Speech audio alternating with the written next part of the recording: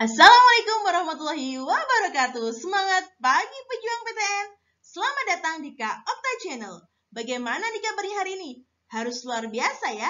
Sebelumnya, Kak Okta ingin mengucapkan terima kasih banyak untuk kamu yang sudah subscribe Kak Okta Channel dan yang sudah setia belajar bersama Kak Okta Channel. Spesial untuk kamu, pejuang PTN, pada video kali ini kita akan bahas tuntas soal-soal prediksi UTBK, khususnya untuk TPS pengetahuan kuantitatif. Kak Okta harap teman-teman saat menonton video ini juga ikut mengerjakan soal-soalnya ya.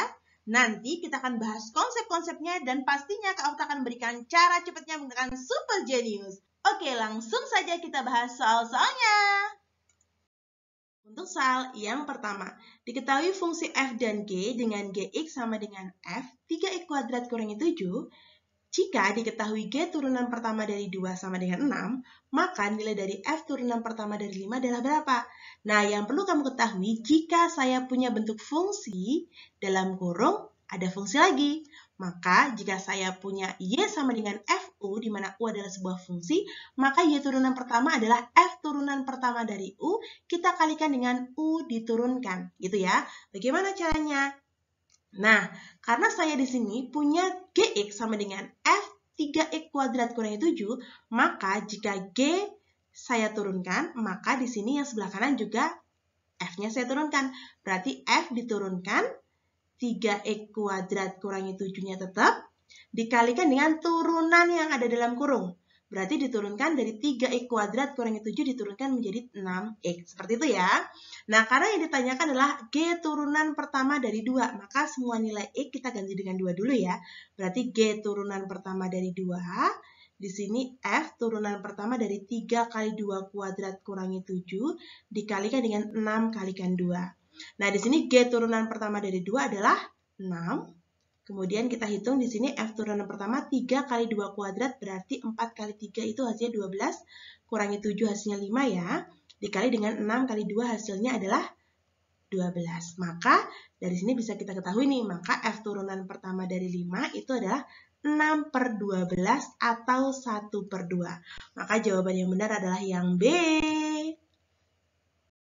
Untuk soal yang pertama, bilangan real x memenuhi persamaan logaritma 7x ditambah 2 dibagi x kuadrat sama dengan 1 dikurangi logaritma x. Manakah hubungan antara kuantitas P dan Q yang tepat jika P itu adalah X, sedangkan Q-nya adalah negatif 2/3. Nah, dari sini berarti karena kita disajikan bentuk logaritma 7x ditambah 2 per X kuadrat sama dengan 1 dikurangi logaritma X, kita langsung fokus ke sifat-sifat logaritma. Ya, nah di sini kan kita tidak ada bilangan pokoknya nih, maka kalau misalkan kita disajikan bentuk yang tidak ada bilangan pokoknya, pasti di sini pasti 10. Bilangan pokoknya pasti 10 ya. Nah, kita rubah dulu nih angka satunya menjadi 10 logaritma 10. Berarti menghasilkan logaritma 7x ditambah 2 dibagi dengan x kuadrat sama dengan logaritma 10 ya dikurangi dengan logaritma X. Nah, dari sini kita menggunakan sifat logaritma karena ini dikurangin, maka nanti 10 dibagi dengan X. Menghasilkan logaritma 7x ditambah 2 dibagi dengan X kuadrat sama dengan logaritma 10 dibagi dengan X. Nah, di sebelah kiri dan sebelah kanan sudah ada logaritma. Di sini kita coret ya logaritmanya ya. Nah, setelah itu kita akan kalikan silang nih. X-nya kalikan ke sini ya, 7x ditambah 2 dikali X nanti. Kemudian X kuadratnya kita kalikan dengan 10. Maka menghasilkan 7x kuadrat ditambah dengan 2x sama dengan 10x kuadrat. Nah, kita jadikan satu ruas, semua pindah ruas kanan aja, menghasilkan 10x kuadrat dikurangi 7x kuadrat dikurangi 2x sama dengan 0 ya. 10x kuadrat kurangi 7x kuadrat menghasilkan 3x kuadrat dikurangi 2x sama dengan 0. X-nya kita keluarkan, menghasilkan 3x kurangi 2 sama dengan 0 ya. Maka X sama dengan 0 atau 3x kurangi 2 sama dengan 0. Berarti menghasilkan X sama dengan 0 atau X sama dengan 2/3. Oke, karena X-nya 0 atau X-nya 2/3, yang pastinya lebih besar dari negatif 2/3, maka jawaban yang tepat adalah P lebih dari Q. Berarti jawabannya adalah yang A. Untuk soal yang ketiga, diketahui suatu sudut besarnya X derajat. di mana pelurus sudut tersebut besarnya 125 derajat. Manakah hubungan antara kuantitas P dan Q yang tepat? Nah, di sini berarti kita cari dulu nih, berapa besar dari X ya. Kalau misalkan pelurusnya 125, berarti kita cari dulu di sini X derajat ditambah dengan 125 derajat sama dengan 180 derajat ya. Karena pelurus ya, pelurus berarti ke 180 derajat. Maka nilai X derajat sama dengan 180 derajat dikurangi dengan 125 derajat. Maka X derajat sama dengan 180 dikurangi dengan 125.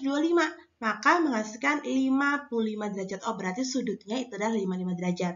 Nah, sedangkan nilai P itu adalah penyiku sudut yang diketahui. Berarti penyiku dari 55. Maka penyikunya itu berapa? Berarti penyikunya adalah 90 derajat dikurangi dengan 55 derajat ya. Maka menghasilkan 35 derajat. Karena nilai P itu 35 derajat, sedangkan Q adalah 30 derajat, pasti nilai P lebih dari Q. Maka jawabannya tepat adalah yang A. Untuk soal yang keempat, jika akar 11 ditambah 4 akar 7 sama dengan akar X ditambah akar Y dengan X lebih dari Y, maka pernyataan yang benar adalah, nah, kalau kita punya bentuk seperti ini, akar 11 ditambah 4 akar 7, kita rubah ke bentuk yang ini. Ya, maksudnya bagaimana? Contohnya seperti ini ya. Kalau saya punya bentuk akar 11 ditambah 4 akar 7, padahal di sini harusnya 2. Kita pecah dulu karena di sini ada 4 kan. Kita pecah dulu. Pecahnya gimana? Berarti menjadi 11 ditambah 2 kali 2 akar 7. Oke? Nah, selanjutnya karena di sini harusnya cuma 2 aja, 2 di sini berarti kita masukkan ke sini. Ya, 2 di sini kita masukkan ke sini, berarti kalau 2 dimasukkan ke akar menjadi 2 kuadrat ya. Maka menghasilkan 11 ditambah dengan 2 akar 4 kali 7. Seperti itu ya. Nah, setelah itu, maka di sini dia akan menghasilkan 11 ditambah dengan 2, 4 kali 7 itu adalah 28. Nah, untuk mencari bentuk A sama B-nya berapa? Kita cari aja faktor dari 28 yang jumlahnya 11. Faktor 28 itu adalah 128, ya kan? Ada 2, 14, ada 4, 7. Ya. Nah, udah ketemu ya? Yang jumlahnya 11 itu adalah 4 sama 7. Oke, berarti di sini kita buat menjadi 7 tambah 4 ditambah dengan 2 akar 7 kali 4. Maka akan sama dengan akar 7 ditambah akar 4. Gitu ya. Nah, maka pernyataannya benar. Berarti di sini ketemu nih nilai X-nya itu adalah 7, nilai Y-nya adalah 4. Gitu kan? Kita lihat. Masih ingat ya bentuk ini ya? Kita cek dulu nomor 1. Nomor 1, kalau X-nya 7, Y-nya 4, apakah 7 kurangi 4 hasilnya 3? Betul ya? Kalau nomor 1 betul, pasti nomor 3 betul. Nggak usah kita cek lagi, gitu kan? Sekarang nomor 2. X kali Y lebih dari 20. X-nya 7, Y-nya 4. 7 kali 4, 28. Lebih dari 20, betul ya? Kalau nomor 2 betul, mau nggak mau kita cek nomor 4. Apakah X sama dengan Y kuadrat? X-nya itu 7, apakah sama dengan 4 kuadrat? Oh, tidak. Berarti nomor 4 salah. Jawabannya yang benar berarti 1, 2, 3. Berarti jawabannya adalah yang A. Untuk soal yang kelima, pada suatu rapat terdapat 7 orang yang akan duduk dalam posisi melingkar. Jika terdapat 2 orang, yaitu ketua dan sekretaris, yang harus saling berdampingan, berapa banyak posisi duduk mereka yang mungkin terjadi?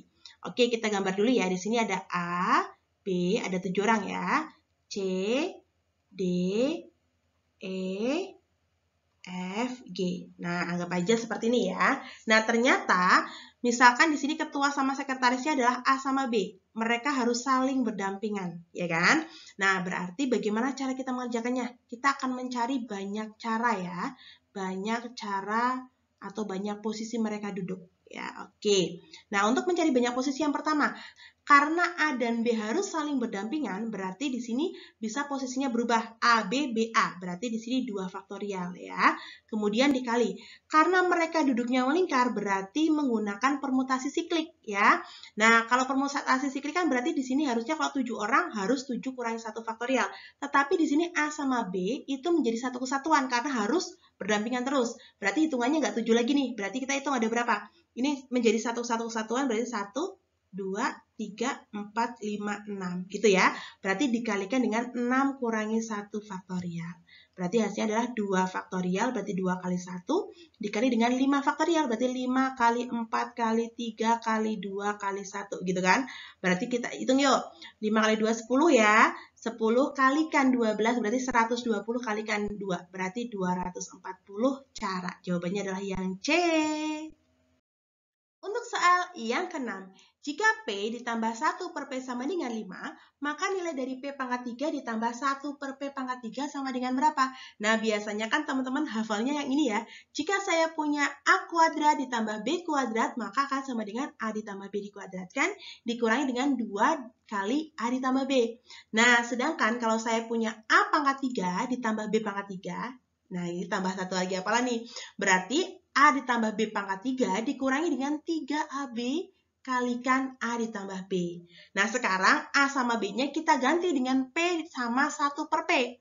Gitu aja ya. Berarti kalau saya punya P pangkat 3 ditambah 1 per P pangkat 3, itu akan sama dengan P ditambah 1 per P pangkat 3 dikurangi 3P dikali dengan 1 per P dikali dengan P ditambah dengan 1 per P.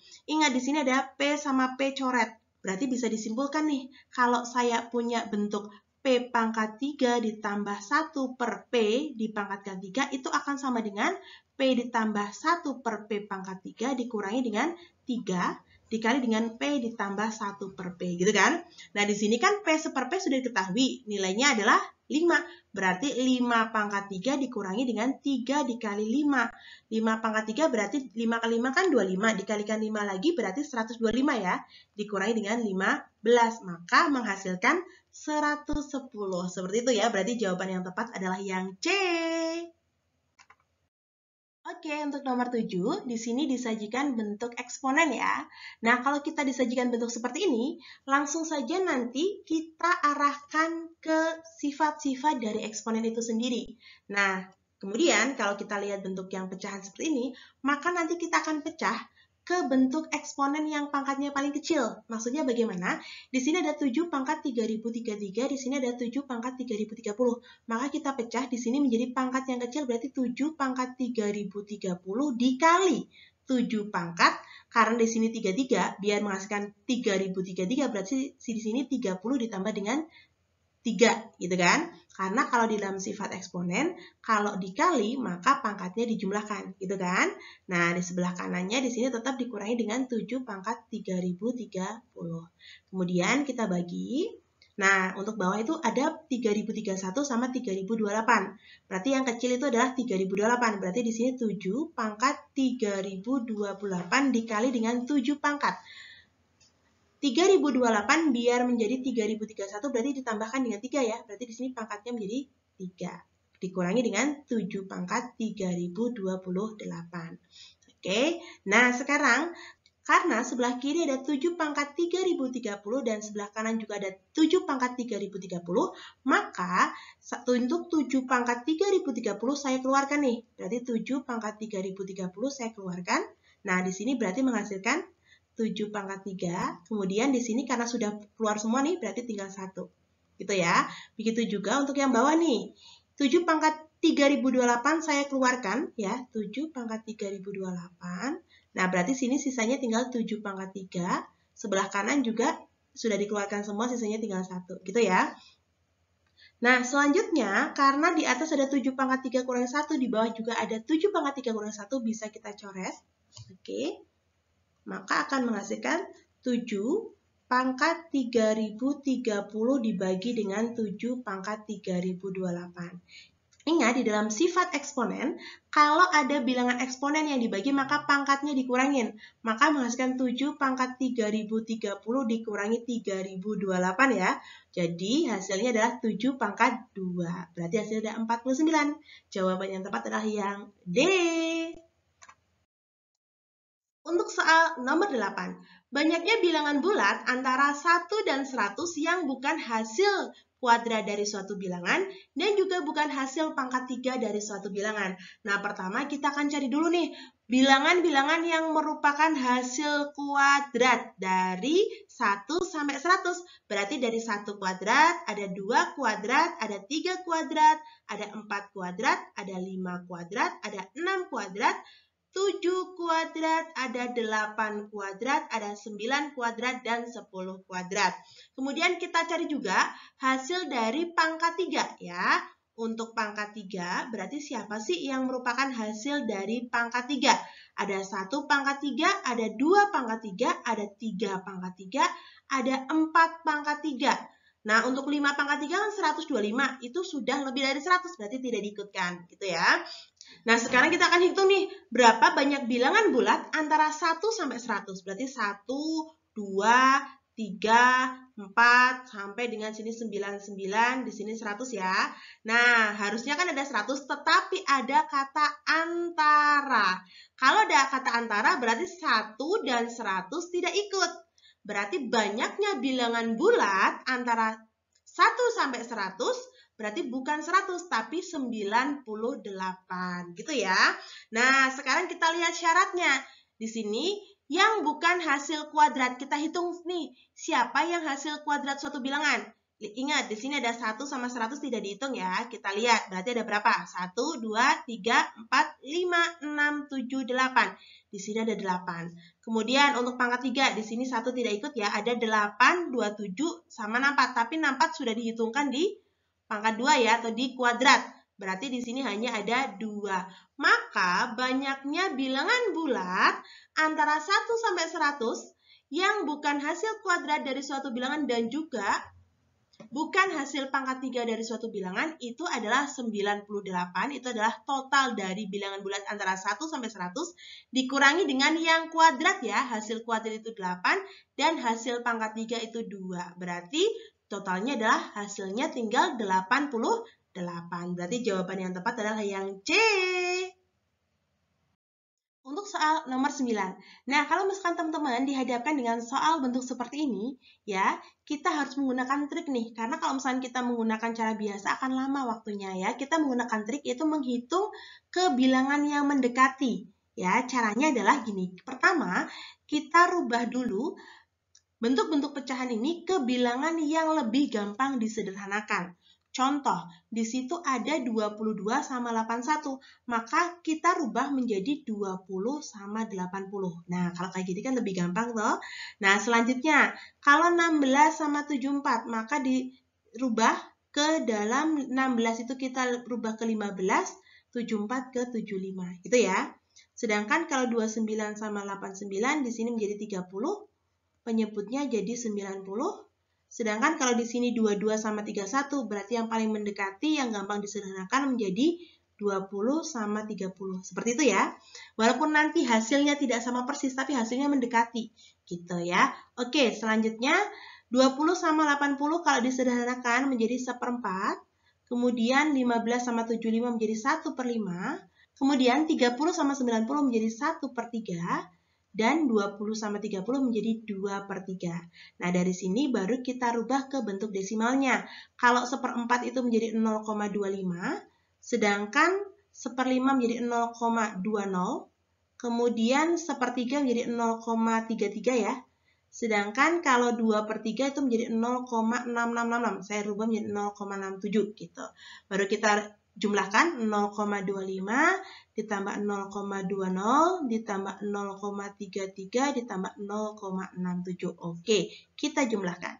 5 di sini 10 jadi 15, 1 ya. 5 tambah 3 jadi 8, tambah 6 jadi 4, sisanya sini 1. 1,45. Nah, di sini berarti kita mencari yang paling mendekati. Berarti jawabannya yang B. Untuk soal nomor 10.